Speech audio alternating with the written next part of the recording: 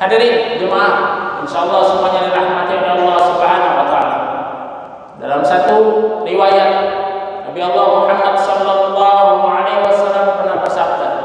Beliau berkata kepada para sahabat, nanti pada hari kiamat akan datang seseorang yang berpenampilan baik, bertubuh gemuk dengan membawa amal-amal yang banyak, amal sholat, siam, puasa, haji dan lain sebagainya. Tapi tatkala ditimbang amal ibadahnya, tatkala dia di yaumul mizan ditimbang amal-amalnya, ternyata timbangannya bahkan lebih ringan daripada sehelai sayapnya. Dalam riwayat lain, baginda Nabi Muhammad sallallahu alaihi wasallam pernah bersabda. Dia berkata kepada para sahabat, "Hai sahabatku," kata Rasulullah, "tahukah kalian siapakah orang-orang yang bangkrut itu?" Apa jawab para sahabat? Para sahabat menjawab bahwa orang yang bangkrut itu orang yang tidak mempunyai harta. Kata para sahabat, orang yang bangkrut itu yang tidak punya dirham dan dinar. Tapi apa kata baginda Nabi Muhammad sallallahu alaihi wasallam? Bukan sahabatku. Sesungguhnya orang yang bangkrut itu bukan orang-orang yang punya harta dan dirham, bukan orang yang punya dinar dan dirham, bukan. Tapi sesungguhnya mereka adalah yang datang pada saat hari kiamat nanti. Mereka membawa amal-amal puasa, zakat, haji dan ibadah-ibadah yang lainnya, tetapi ternyata mereka mencela si fulan, menghina si fulan, mengejek si fulan, menzalimi si fulan, hingga akhirnya apa? Amal-amal mereka habis, amal-amal mereka hilang. Untuk apa? Mereka akan dipertemukan orang yang menzalimi dengan orang yang dizalimi, dan pada saat itu mereka akan bayar dengan apa? Dengan amal-amal mereka. Bapak-bapak hadirin insyaallah dirahmati oleh Allah Subhanahu wa taala. Dalam hal ini disebut bahwa Rasulullah mengatakan orang-orang yang bangkrut inilah yang disebut sebagai orang-orang yang muflis. Ingat, muflis bukan muflis. Muflis adalah bangkrut. Ini. Maka jangan kalau kita tidak tahu bahasa Arab terus pakai ngasih nama ke Arab-Araban. Namanya siapa? Muflis. Siapa? Bapak muflis, bapak bangkrut. Nah, hati-hati. Ini muflis, orang-orang yang bangkrut. Dan hadirin jemaah yang insyaallah dirahmati oleh Allah Subhanahu wa taala. Nah, dalam kehidupan kita sering kali bahwa kita ini kadang-kadang merasa bahwa hari ini kita merasa seperti orang-orang yang beriman, merasa kita banyak ibadah, tapi lihat dulu apakah benar ibadah kita, apakah memang sudah sesuai tuntunan Allah dan Rasulnya. Jangan-jangan, mohon maaf, jangan-jangan kita termasuk yang dikatakan Nabi Allah Muhammad SAW termasuk hamba-hamba yang muflis. Na'udzubillah, subhanallah. Karena ada orang-orang yang merasa hari ini saya sudah sholat, saya sudah puasa, saya sudah zakat, saya sudah haji, tapi ternyata dia haji ibadahnya tidak diterima oleh Allah Subhanahu wa taala. Maka dalam pertemuan kita hari ini yang sedikit, insyaallah mudah-mudahan ya, kita bisa mencapai selesai bahwa apa yang akan kita bahas pada hari ini, kita akan membahas perkara-perkara yang merusak amal ibadah, perkara-perkara yang mampu menghapus amal-amal ibadah. Ini mudah-mudahan kita bisa memahami, dan tatkala kita paham, kita mengetahui ilmunya, dan kita bisa mencapai untuk supaya kita bisa istiqamah taat kepada aturan Allah dan Rasulnya. Hadirin jemaah insyaallah dirahmati oleh Allah Subhanahu wa taala. Dalam kehidupan kita namanya kesalahan, kekhilafan itu sering. Kenapa? Al-insan makhluk khata' wa nisyan. Manusia itu tempat salah dan lupa. Nah, tidak ada manusia yang tidak pernah salah. Tapi sadarkah bahwa dosa-dosa kita yang kita lakukan ini ada dosa-dosa yang mampu menghapus amal-amal kita. Maka apa perbuatan-perbuatan, perkara-perkara yang mampu menghapus amal-amal? Yang pertama kata para ulama mengatakan bahwa sesungguhnya yang pertama adalah al-istighlal bil ulubil khalqi. Apa itu? Sibuk dengan aib-aib orang orang lain, sibuk dengan urusan-urusan orang lain. Ini tatkala kita hari ini kadang-kadang hanya melihat celah-celah orang lain tanpa melihat celah kita sendiri. Terkadang mohon maaf, membanggakan diri kita sendiri, membanggakan kelompok-kelompok kita sendiri, akhirnya menganggap diri kita paling baik. Ini hati-hati hari ini. Akhirnya apa? Hanya melihat kekurangan-kekurangan orang lain dan akhirnya melupakan kekurangan-kekurangan diri sendiri. Hati-hati. Dalam riwayat juga dikatakan bahwa sesungguhnya nanti penduduk neraka itu terbanyak itu salah satunya adalah karena dosa tidak bisa dia itu menjaga dua hal. Apa dua hal tersebut? Yang pertama, dia tidak bisa menjaga lisannya. Yang kedua, dia tidak bisa menjaga kemaluannya. Maka hati-hati hari ini. Maka tatkala kita lihat lisan-lisan kita, maka kenapa Rasulullah Muhammad SAW pernah bersabda, "Man kana yu'minu billah wal yawmil akhir." Barang siapa yang beriman kepada Allah dan hari akhir, falyaqul khairan, maka berkatalah yang baik-baik, au yasmut, atau lebih baik diam. Hari ini kadang-kadang kita mencari pembenaran. Ustaz, yang saya sampaikan ini benar, yang saya sampaikan ini fakta. Hati-hati hari ini. Tatkala itu fakta, tatkala itu benar, tetapi itu adalah aib-aib orang lain, inilah yang namanya ghibah. Ghibah, membuka aib-aib orang lain, dosanya sama seperti kita memakan bangkai saudara kita. Alhamdulillah. Kadang-kadang kita tidak mau disalahkan. Ustaz, ini benar. Jangankan kita membuka aib, berbohong untuk bercanda saja dosa hukumnya. Bahkan kata Rasulullah Muhammad SAW, beliau katakan dalam hadis riwayat Abu Dawud dan Ahmad, celaka kata Rasulullah. Siapa yang celaka? Celaka bagi orang mereka yang bercerita kepada suatu kaum tentang kisah-kisah bohong dengan maksud agar mereka ingin tertawa. Hati-hati hari ini. Kadang-kadang tanpa sadar kita ingin membuat gembira saudara-saudara kita. Kita ingin membuat gembira teman-teman kita. Kita ingin membuat gembira saudara-saudara kita. Tetapi kita membuat cerita-cerita lucu yang guyon-guyon yang akhirnya itu kebohongan, kedustaan. Ini. Terlebih-lebih dalam hal ini sibuk dengan urusan aib orang lain. Maka hari ini hati-hati. Bahkan dalam satu hadis juga dikatakan bahwa Rasulullah bersabda, jauhkan olehmu yang namanya berburuk sangka, karena buruk sangka itu adalah ungkapan-ungkapan yang paling dusta. Hari ini insyaallah dirahmati oleh Allah Subhanahu wa taala. Ini yang pertama. Yang kedua, ulama mengatakan bahwa perkara yang mampu menghapus amal-amal, menghapus amal-amal saleh kita adalah qaswatul qulub. Bapak tahu qaswatul qulub? Qaswatul qulub, kerasnya hati.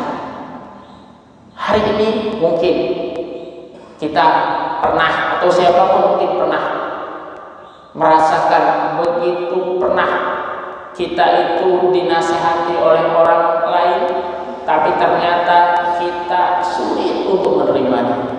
Pernah atau tidak Pak? Ini ada orang yang dia itu dinasihati kebenaran-kebenaran, diberikan nasihat kebaikan-kebaikan, dan itu jelas-jelas bukan perbedaan pendapat, bukan ikhtilaf antara ulama itu satu yang hak dinasihati, tapi ternyata orang tersebut masih saja mencari alasan untuk mencari kebenaran. Hati-hati hari ini. Kalau kita ternyata termasuk orang yang tersebut, na'udzubillah, subhanallah, jangan-jangan bibit-bibit qaswatul qalb itu sudah ada dalam diri kita. Tatkala seseorang diberikan tausiah, diberikan nasihat yang baik, diberikan sesuatu hal yang baik, dan ternyata dia masih mencari-cari kebenaran untuk menolak nasihat tersebut, hati-hati.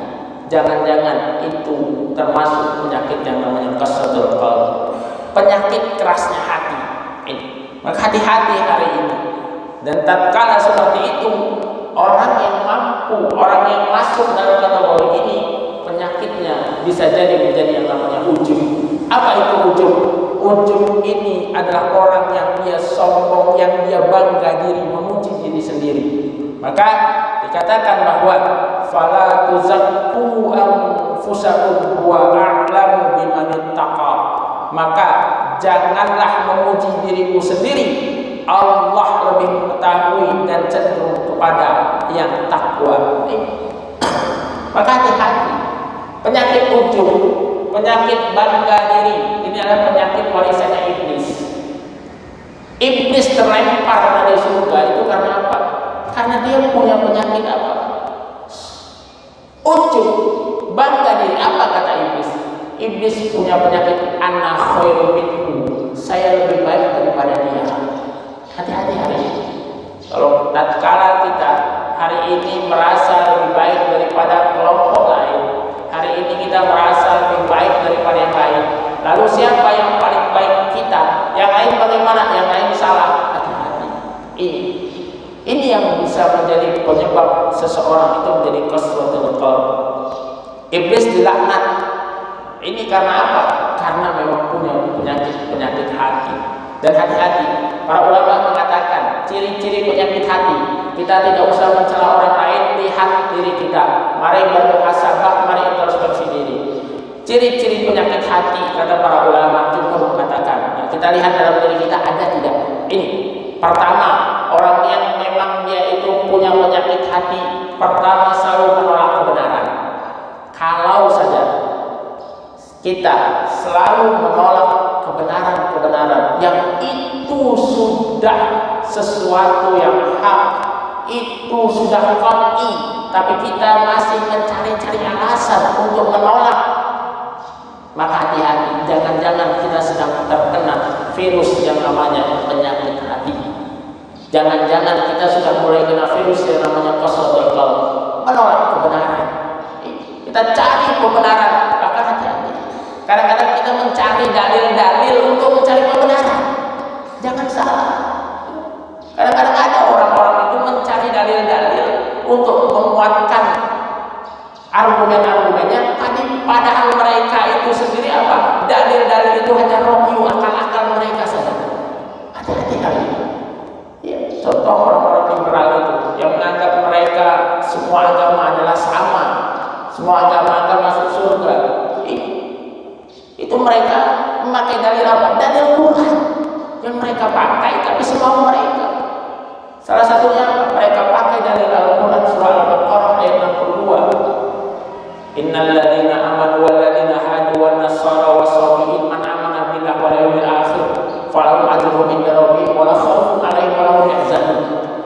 Kata mereka, mereka tafsirkan ini semua mereka. Semuanya orang Yahudi, orang beriman, alladzina amanu, orang yang beriman, orang Yahudi dan orang Nasara dan kaum Sabiin.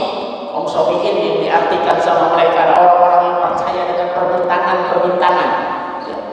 Mereka yang beriman kepada Allah dan hari akhir. Falahum ajruhum inda rabbihim. Mereka akan dapat pahala dari Tuhan mereka. Mereka tidak perlu bersedih hati, mereka tidak perlu takut. Ini menjadi pembenaran bagi mereka. Semua itu sama. Hati-hati. Dan orang-orang yang punya penyakit qaswatul qalb ini kadang-kadang mereka begitu. Mereka keras. Diberikan nasihat, mereka akan cari dalil-dalil untuk apa? Mencari pembenaran dari dalil itu. Jadi orang yang punya penyakit qaswatul qalb ini akan sulit untuk disembuhkan. Hati-hati hari ini. Bahkan orang-orang yang seperti ini, mereka akan terus mencari, bahkan cenderung untuk menyalahkan. Hari ini banyak insyaallah dirahmati oleh Allah Subhanahu wa taala. Maka hati-hati, dan hari ini banyak orang-orang yang terindikasi terkena penyakit qaswatul qalb itu. Bapak hadirin insyaallah dirahmati oleh Allah Subhanahu wa taala. Saya pernah saat saya belum berada di Bandar Lampung, saat saya masih mondok di luar. Saat saya berdiskusi dengan seseorang yang berpaham kejawen, paham seolah-olah paham, dia katakan begini, kalau kami ngaji alif itu lama sekali, Alif kenapa bisa di fathah? Alif kenapa bisa di kasrah? Alif kenapa bisa di dhammah? A, I, U, babibu, tatitu. Dia akan kaji huruf per huruf itu. Tapi apa? Kelihatannya logikanya masuk akal, tapi berantakan semuanya. Aku kata mereka, aku ini urip, aku ini hidup. Dia cari dalil-dalil Al-Quran yang sesuai dengan sepemahaman dengan mereka. Kelihatannya masuk akal. Apa? Orang hidup, oh makhluk hidup. Apa? Dicarilah dalil. Wa ma khalaqtul jinna wal insa illa liya'budun. Tidak diciptakan jin dan manusia kecuali untuk beribadah kepadaku. Artinya apa? Orang hidup itu tujuannya untuk beribadah. Ini untuk beribadah orang hidup ini. Maka hati-hati hari ini. Lalu babiku, apa itu babiku? Bahkan bisa bosok kata mereka. Apa? Makhluk hidup. Makhluk hidup itu tidak ada yang kekal. Yang kekal hanya Allah. Lalu apa? Carilah dalil. Kullu nafsin dha'iqatul maut. Setiap yang bernyawa pasti merasakan kematian. Dicarilah akhirnya penafsiran mereka yang ke belakangnya berantakan semuanya. Ini, tapi pengikutnya ada.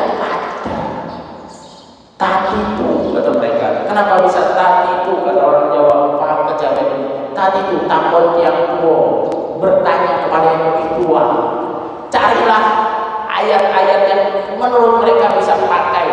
Ya cocok dari cocok. Akhirnya apa?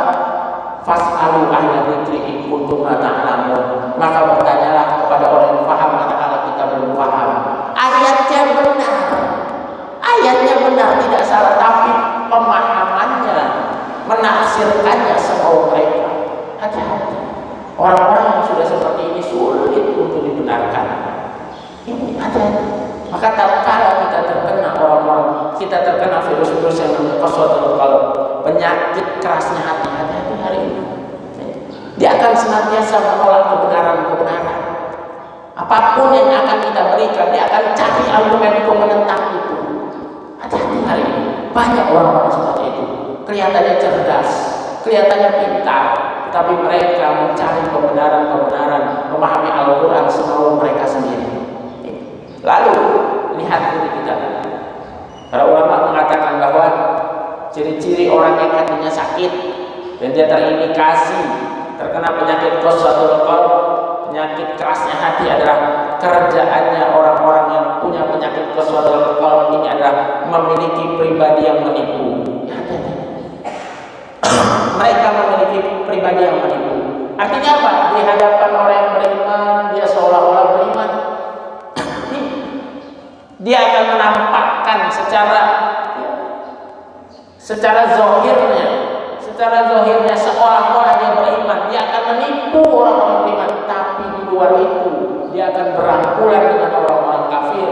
Dia akan dengan senangnya dia menghancurkan bahkan menzalimi saudara-saudaranya yang beriman sendiri. Hati-hati. Tidak usah mencela orang lain. Lihat diri kita. Kalau kita lebih senang berangkulan dengan orang-orang kafir, kalau kita hari ini masih senang berdekat-dekatan dengan orang kafir, bahkan lebih senang menzalimi saudara-saudara kita yang beriman, yang muslim, hati-hati. Hati-hati. Jangan-jangan kita sudah ada bibit-bibit qaswatul qalb, bibit-bibit penyakit hati. Lalu seseorang yang terindikasi hatinya sakit, para ulama mengatakan bahwa dia itu senang sekali membuat kerusakan. Jadi kerjanya apa? Selalu dia berbuat kerusakan di dalam dunia ini. Hati-hati. Dan inilah hati-hati hari ini. Nah, tinggal kita lihat hari ini kita, bagaimana hari ini kita. Dan yang terakhir, orang yang punya penyakit hati, para ulama mengatakan selalu berburuk sangka. Nah, dan ingat, berburuk sangka ini penyakit kerasnya hati. Bahkan hati-hati, tatkala seseorang itu mempunyai penyakit hasad dan dengki, nah ini dia itu mempunyai cabang yang namanya penyakit ini yang namanya sukh. Apa itu sukh? Sukh itu adalah penyakit kikir bakhil yang dituruti.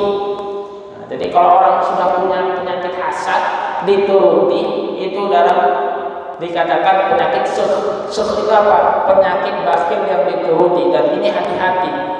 Apa? Rasulullah pernah bersabda, al-hasadu yakul hasanati kama takun nar khatar. Jadi kata Rasulullah, hasad itu menghanguskan kebaikan sebagaimana api membakar kayu bakar. Hati hari ini. Kalau kita punya penyakit yang namanya hasad, penyakit yang buruk sangka, maka kata Rasulullah adalah al-hasadu yakulul hasanati kama takulun nar khatar. Jadi hasad itu menghanguskan kebaikan-kebaikan, rontok pahala-pahala kita semua. Sholat kita merasa hari ini sering sholat. Puasa kita merasa hari ini puasa. Haji kita mungkin kita merasa sudah berhaji.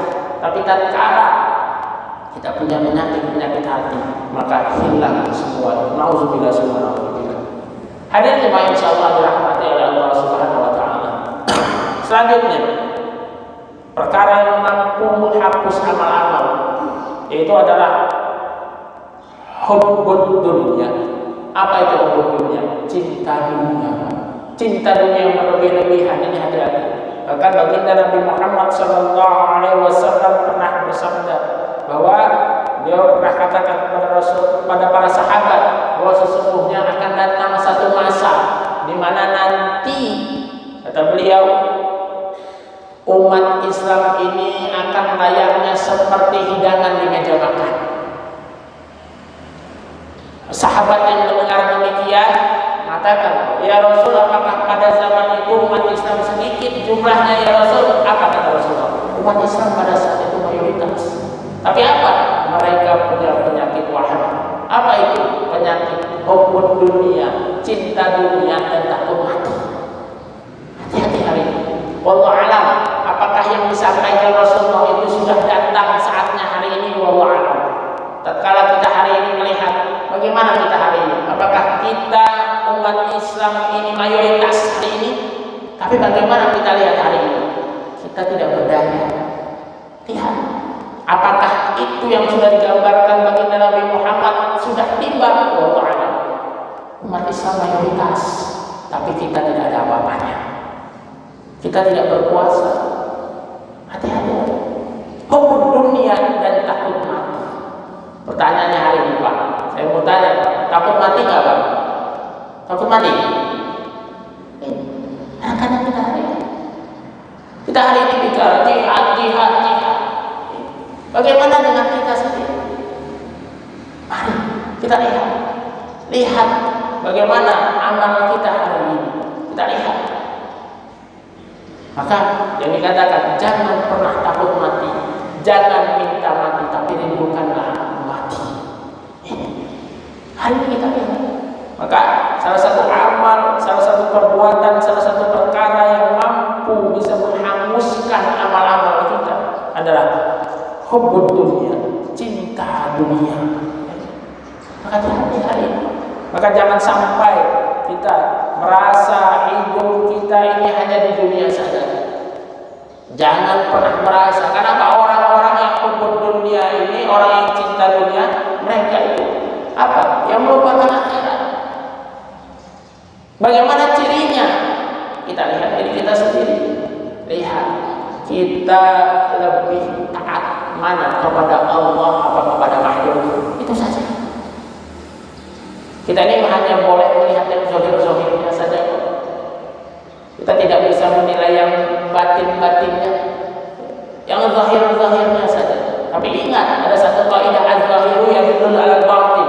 Satu yang zahir, yang tampak itu mencerminkan batinnya. Ini.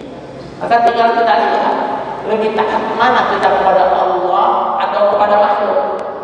Tatkala Allah memerintahkan kepada ketaatan, dan ternyata makhluk itu memerintahkan kepada kemaksiatan, kita lebih taat mana? Itu saja. Nah, kadang orang kan bilang, ini atasan saya, Ustaz. Gimana nanti saya ini seperti ini, Ustaz? Hati-hati. Banyak. Akhirnya dengan mudah kita apa? Berani kita melanggar sumpah-sumpah kita yang di atas Al-Quran. Berani kita.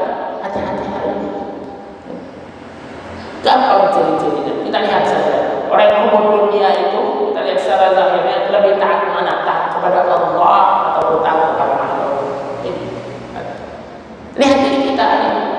Kalau kita diperintahkan Allah masih berat, sementara makhluk memerintahkan kita tergesa-gesa, hati-hati, berarti kita masih cinta dunia.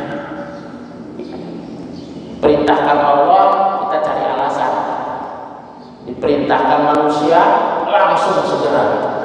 Hati-hati. Maka mari. Ini bukan untuk nilai orang lain.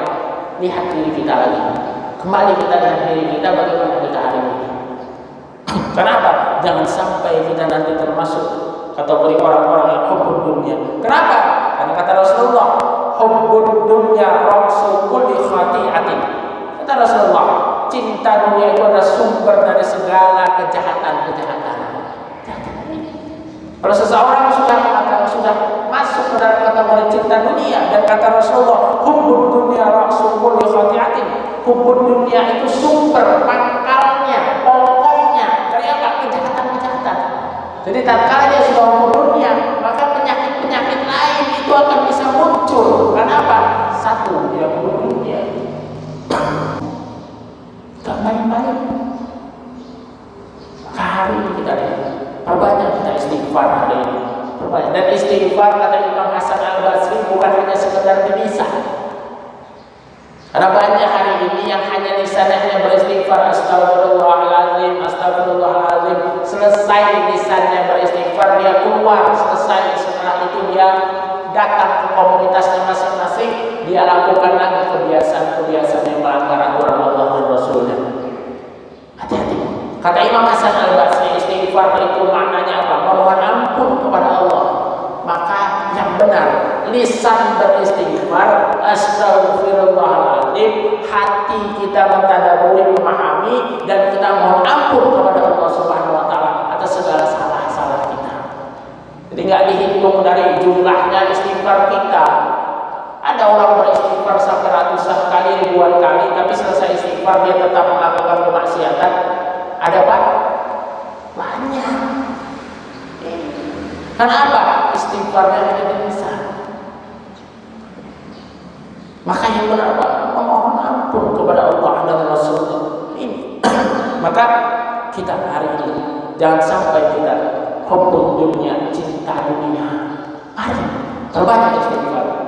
Imam Hasan Al-Basri, bahkan kata Imam Hasan Al-Basri, beliau katakan, dengan memperbanyak istighfar, memohon ampun kepada Allah, maka hajat-hajat kita pun akan dimudahkan, dikabulkan tatkala kita banyak beristighfar. Istighfar tidak hanya di lisan, tapi beristighfar dalam arti memohon ampun atas segala salah dan dosa kita.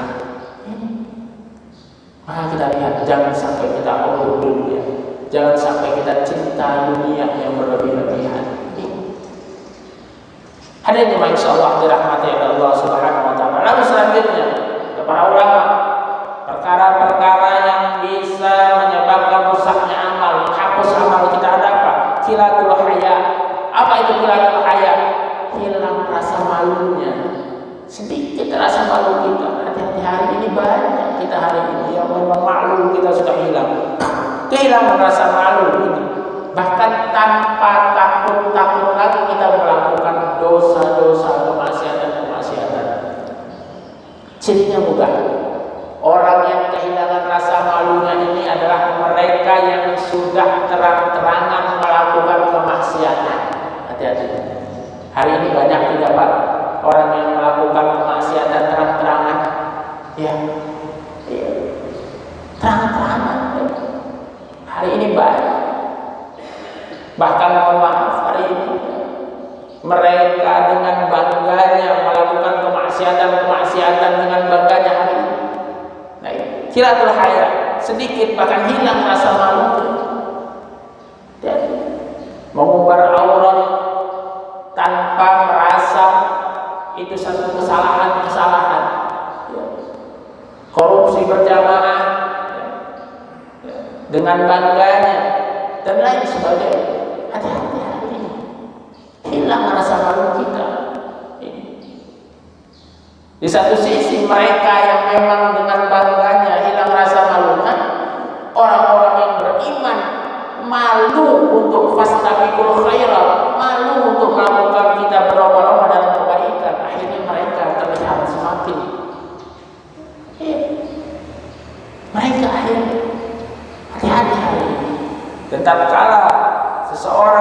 qalilatul haya, sedikit rasa malunya, maka sesungguhnya ini akan menyebabkan seseorang itu hilang amal-amal, hangus amal-amal. Nauzubillah summa nauzubillah. Hadirin jemaah rahimakumullah. Maka hati-hati hari ini. Tatkala kita hari ini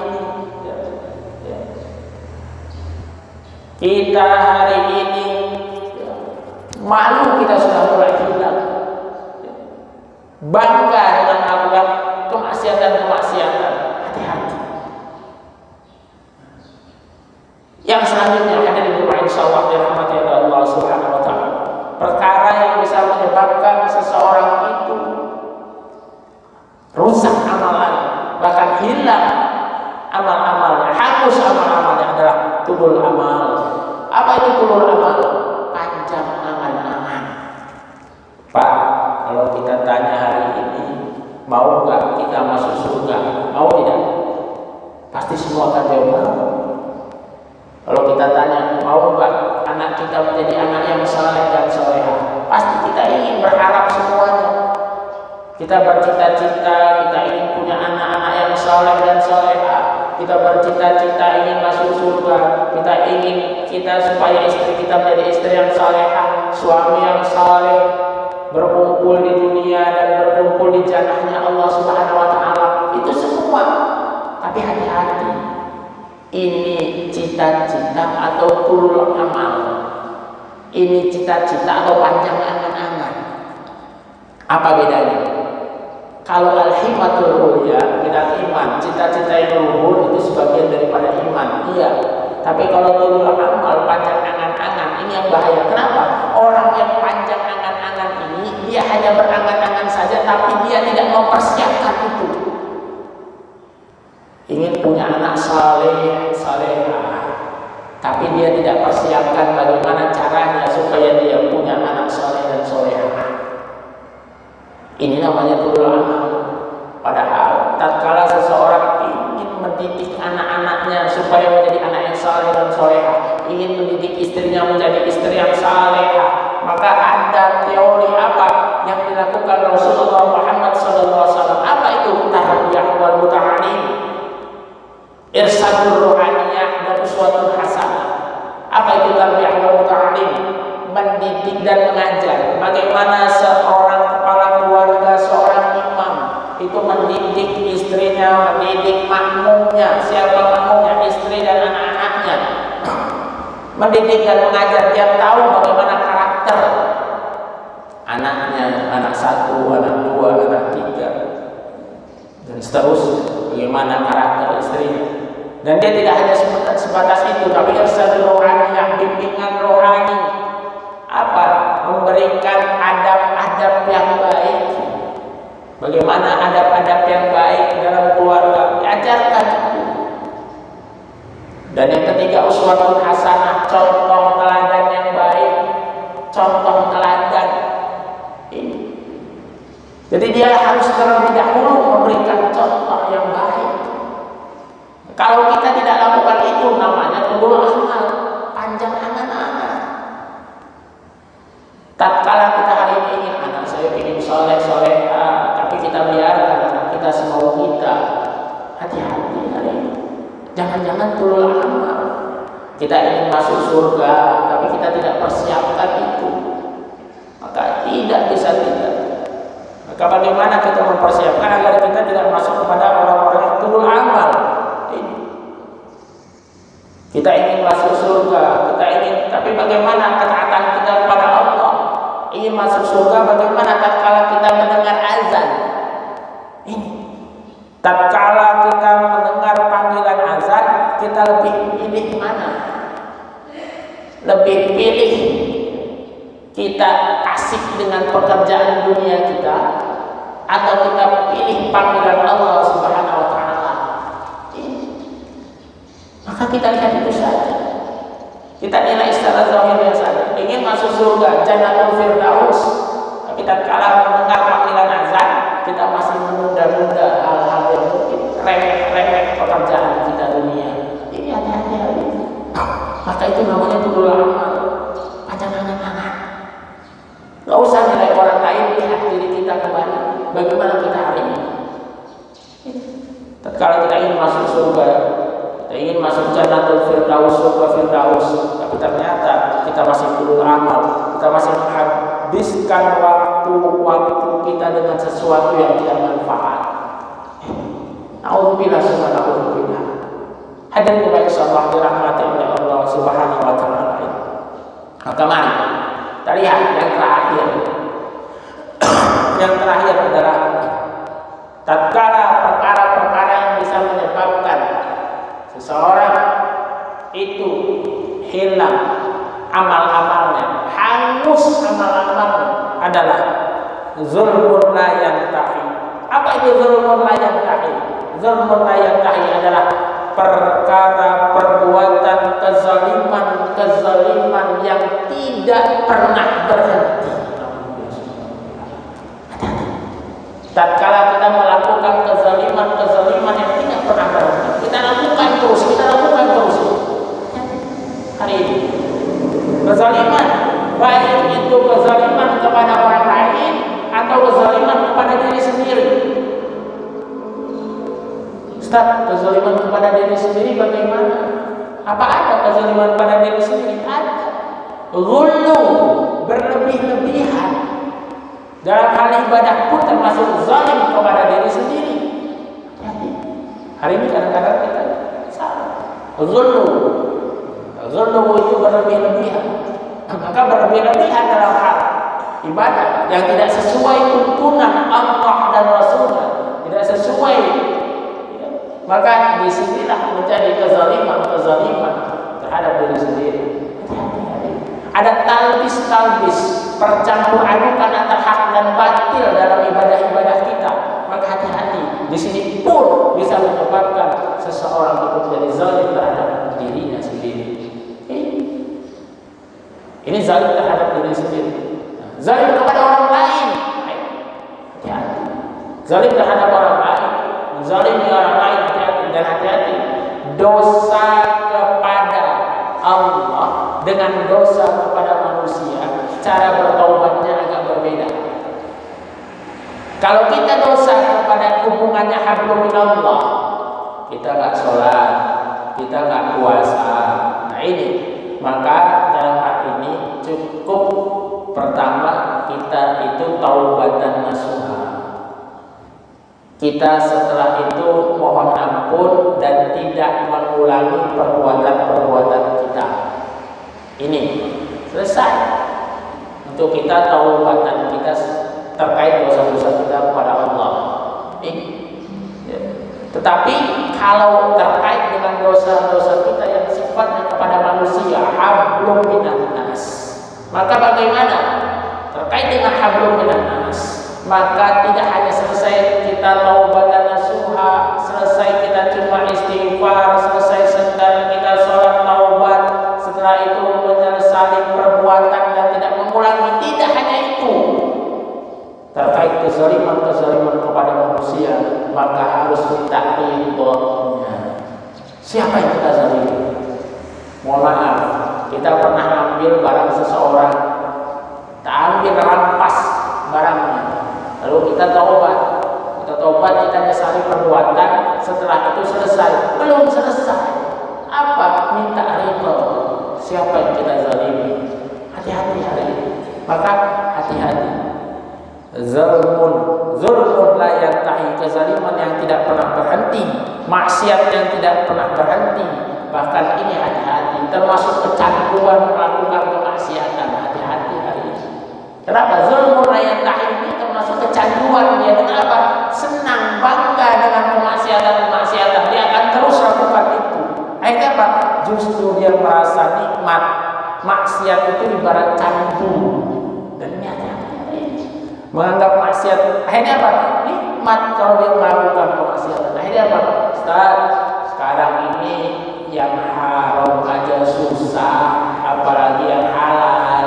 Pernah dengar itu? Iya. Ini aja. Kelihatannya sepele perkataan ini, tapi bahaya. Akhirnya apa? Kita menganggap akhirnya kemaksiatan itu biasa. Kemaksiatan itu biasa. Dan ini hati-hati. Maka sampai kita hari ini menganggap kemaksiatan ini dosa kecil, lanjut, ini dosa kecil, terus. Hati-hati. Tidak ada namanya dosa kecil, tatkala dia ditumpuk-tumpuk maka dia akan menjadi namanya dosa besar. Makanya, nah ini apa? Zulmun la yantahi, kezaliman yang tidak pernah berhenti, kemaksiatan yang tidak pernah berhenti. Nauzubillah subhanahu wa ta'ala. Maka hari ini Bapak hadirin insyaallah dirahmati oleh Allah Subhanahu wa taala, mari kita lihat hari ini bagaimana diri kita. Tidak usah mencela orang lain, tidak usah kita menilai orang lain, tapi mari bermuhasabah. Mari lihat diri kita hari ini. Tatkala memang ada tanda-tanda, tatkala kita masih sibuk dengan urusan aib-aib orang lain, ayo beristighfar, tinggalkan. Tatkala kita masih mungkin pernah merasakan diberikan nasihat-nasihat kebaikan, ternyata kita masih mencari kebenaran-kebenaran, padahal itu sudah jelas satu kebenaran, hati-hati, beristighfarlah, mohon ampun kepada Allah. Tatkala kita masih cinta dunia yang berlebihan, ayo tinggalkan, beristighfar, mohon ampun kepada Allah. Tatkala kita masih kilatul haya, sedikit rasa malu kita, ayo kita tinggalkan itu, kita tinggalkan untuk terus beristighfar, mohon ampun kepada Allah. Dan tatkala kita masih panjang angan-angan, masih dulu amal, ayo kita perbaiki lagi, perbaiki niat kita hari ini. Terus perbaiki niat kita, perbaiki iman kita terus. Karena al-iman yazid wa yanqus, iman itu kadang naik, kadang turun. Tapi ingat kata Rasulullah, yazid bi ta'ah wa yanqus bi maksiat. Naik itu karena ketaatan, dan wa yanqus turunnya iman itu karena kemaksiatan. Maka tinggal kita lihat hari ini. Gak usah lihat orang lain, lihat diri kita.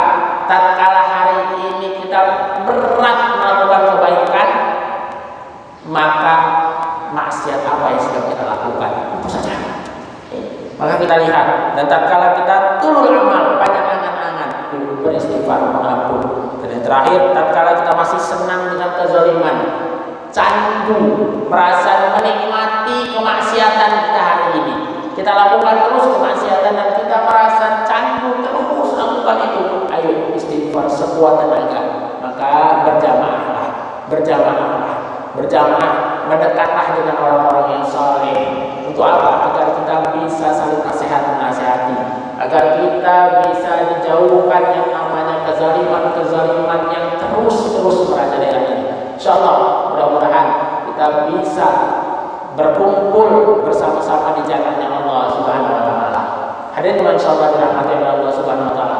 Mungkin ini, jika memang ada pertanyaan, silakan. Jika memang yang ingin bertanya, jika memang ada pertanyaan, diperkenankan. Ada? Ya, silakan.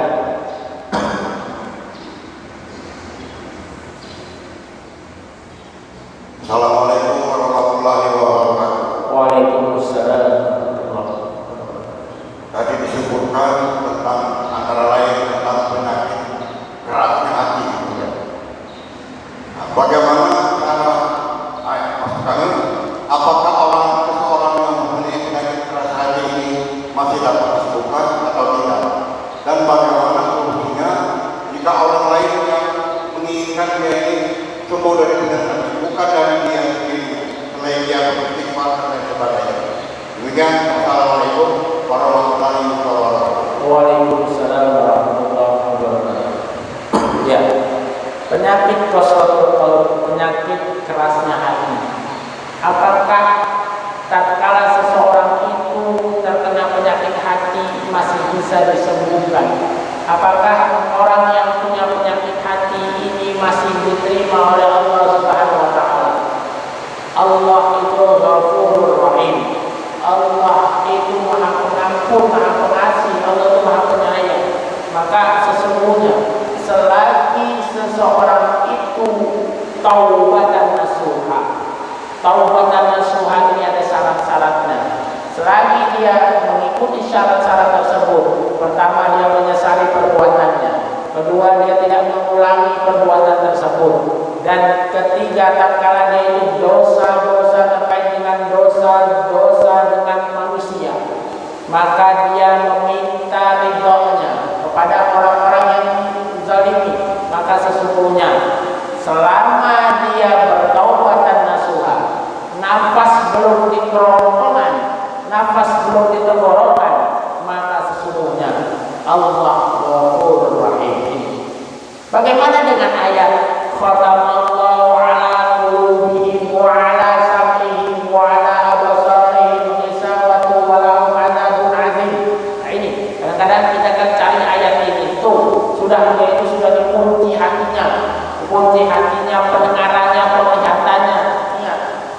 sebetulnya kita pahami ayat ini untuk orang-orang munafik, ya, tatkala mereka yang memang melakukan senantiasa kemaksiatan dan memang dia tidak mau bertaubat, maka tatkala tidak ada keinginan taubat untuk dalam dirinya, maka memang khatamallahu ala qulubihim wa ala sam'ihim wa ala absarihim ghishawah wa lahum adzabun adzim. Maka yakin walaupun dia punya kerasnya hati, qasadullah, tatkala seseorang itu berniat untuk taubatan nasuha, maka Allah Ghafurur Rahim, Allah akan ampuni dosa-dosanya. Tugas kita berikhtiar, dan kita juga tatkala menemukan mungkin ada rekan kita, ada saudara kita, ada tetangga kita yang mungkin hari ini sedang kita dakwahkan terus, kita nasihati, ternyata masih saja mencari kebenaran, maka tugas kita cuma berikhtiar, berusaha terus. Maka jangan pernah tinggalkan doa yang dikatakan Rasulullah, sabit ya muqallibal qulub, sabit qalbi ala dinik. Ini doa yang dianjurkan oleh baginda Nabi Muhammad SAW. Jadi apa? Allah itu yang membolak-balikkan hati manusia. Ini tugas kita ini hanya berikhtiar. Maka doa yang jangan ditinggalkan, kata baginda Nabi Muhammad, ya muqallibal qulub, sabit qalbi ala dinik. Ini apa? Kita mohon kuatnya hati, karena Allah yang membolak-balikkan hati manusia. Ini termasuk doa yang jangan ditinggalkan. Rabbana la tuzigh qulubana ba'da idh hadaytana wa hab lana min ladunka rahmah innaka antal wahhab. Doa apa? Agar kita diberikan condong, ya, ketetapan iman kita, hati kita agar condong kepada kebaikan. Nah, ini salah satu supaya apa? Ikhtiar kita agar kita dihindarkan yang namanya penyakit qaswatul qalb, penyakit kerasnya hati. Nah, semua orang bisa terjangkit penyakit ini. Semua orang bisa, baik orang yang biasa-biasa saja, orang yang punya ilmu pengetahuan, dia seorang ustaz, dia seorang kiai, dia seorang siapapun, dia bisa terkena penyakit qaswatul qalb. Hati-hati, karena mereka akan selalu mencari kebenaran. Na'udzubillah subhanallah. Wallahu a'lam bishawab. Cukup ya? Ada? Alhamdulillah. Ya, hari ini insyaallah dirahmati oleh Allah Subhanahu wa taala. Masuk waktu subuh juga, ya. Mudah-mudahan yang sedikit ini bermanfaat. Ada satu kata hikmah. Ilmu yang sedikit tetapi dibarengi dengan amal itu lebih bermanfaat daripada ilmu yang banyak tetapi tidak dibarengi dengan amal. Kajian-kajian seperti ini bisa banyak kita dapati di mana-mana. Tetapi yakinlah, tidak akan bermanfaat apapun tatkala apa yang kita dapati tidak kita amalkan. Maka mari, ayo kita coba ilmu yang sedikit kita amalkan, ilmu yang sedikit kita amalkan. Terus insya Allah ilmu kita sedikit kita amalkan, mudah-mudahan ini yang bisa menjadi pemberat nanti hisab kita, amal kita, agar kita bisa masuk kepada jannahnya Allah Subhanahu wa taala. Jangan menjadi orang-orang yang dikatakan kabulomatan, orang-orang yang dia paham, dia mengerti, tetapi dia justru melanggar perintah-perintah Allah. Hati-hati. Nauzubillah subhanallah. Mari mudah-mudahan kita termasuk hamba-hamba Allah yang selalu istiqamah kepada aturan Allah dan Rasulnya. Mungkin ini saja yang dapat saya sampaikan. Mohon maaf